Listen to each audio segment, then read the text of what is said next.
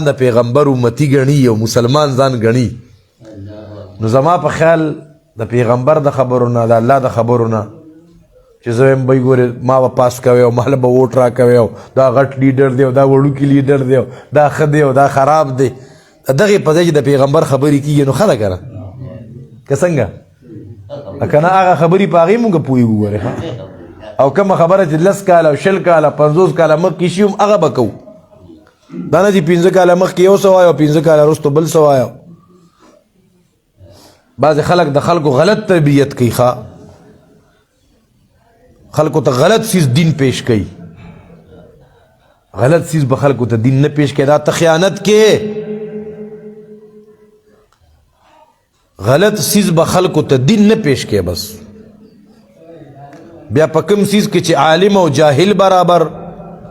ښځه او نر برابر شیخ الحدیث او یو اجړا برابر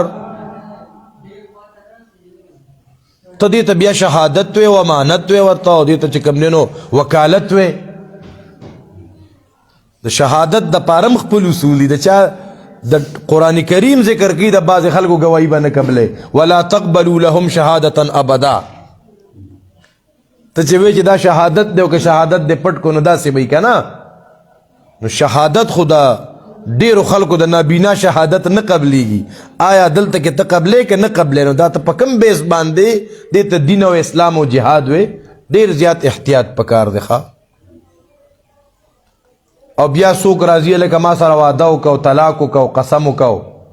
یو 200 روپۍ هم در کوم که نه نو دا څنګه شهادت شو یاره دا ګورې تباهي ده تباهي ده دا ډیره انتهایی تباهي ده د دې څیزونو سپورټ مه کوئ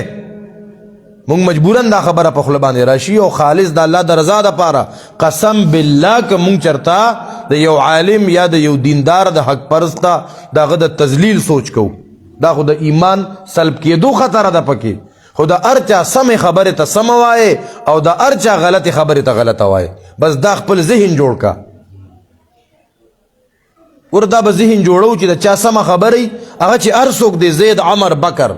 نو سمه خبره د هر چا ومنه او غلطه خبره د هیچ چا مه منه خبره څنګه کیسه اسانه شوه که نه بس په دې کې به زمونږ جګړې او اختلافات او دا بریلی دی او دا دیوبندی دی او دا پلان کې دی او دا پکې پیپل پارټۍ والا دی او دا پکې نیشنل پارټۍ والا دی او دا پکې ANP والا دی او دا پکې آزاد ګروپ دی د هر چا سمې ته سمه وایه او غلطې ته غلطه وایه نو بیا موږ رونه شو که نه شو او که نه ته یو کال سره یو تن ملګری دی نو دا مسلمان دی چې بل ته د جدا دی نو دا کافر شو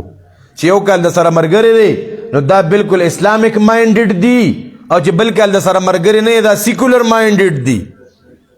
بیا دا سیکولر مایندډ او دا اسلامک مایندډ تیرے دربار میں پہنچے تو سبھی ایک ہوئے الته بیا ټول یو نه یاره دلته په یادو ساته محترمو د الله لحاظو کې یو په کورونو باندې سیاسي جنډې مه لګوئ دا یادو ساته چې سره نفرتونه خورېږي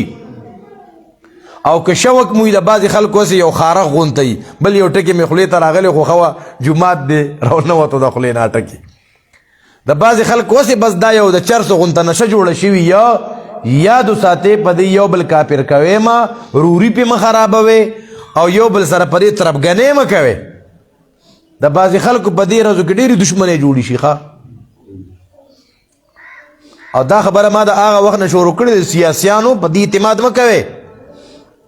زمونږ د ساولډیر کې د دې کالج افتتاح چې کېده تاسو به ډېر خلک راغلي یا به نه راغلي دا خیدر خان صاحب هم راغلی و دا بخوا وزیر اعلی و که نه او د لکبر د الله وبخي هغه هم راغلي دا یو د پیپل پارټۍ سره و دا بل د چا سره و